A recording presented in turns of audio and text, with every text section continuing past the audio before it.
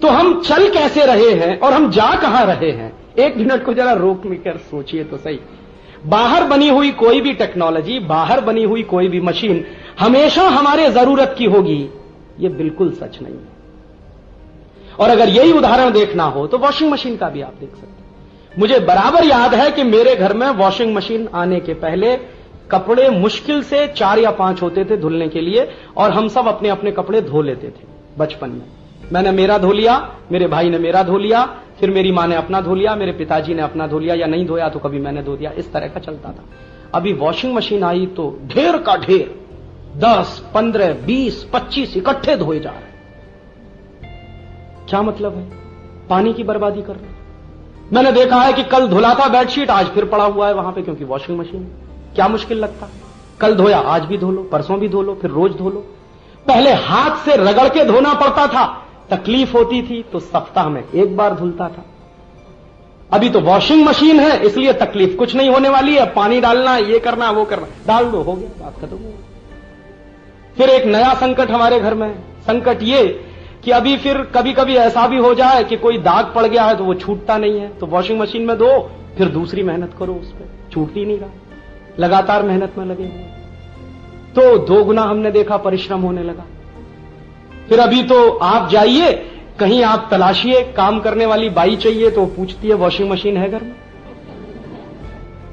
Refrigerator है आपके घर में, सर्फ मिलेगा आपके घर में, ये मिलेगा, तब तो काम करने के लिए तैयार है, नहीं तो जयराम जी की।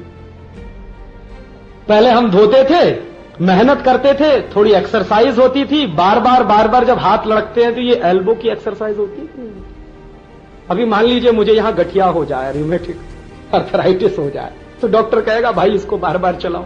अब मैं तो चला ही रहा हूं उसको कपड़ा धोने के लिए, तो आपने वो मेरा चलाना बंद करके वॉशिंग मशीन खड़ी करवा दी।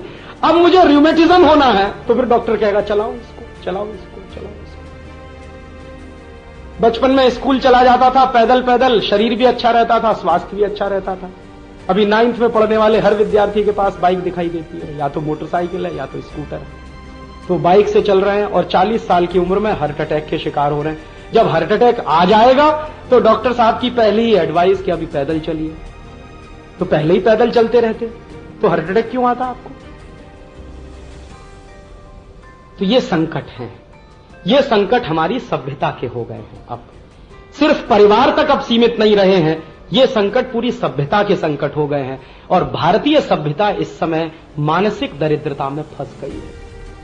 और वो मानसिक दरिद्रता एक वाक्य में मैंने आपको कह दिया, भला उसकी कमीज मेरी कमीज से सफेद कैसे, हर जगह यही लागू होता है।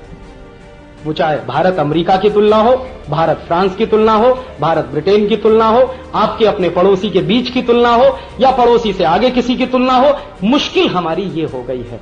और ये संकट बहुत गहरा है।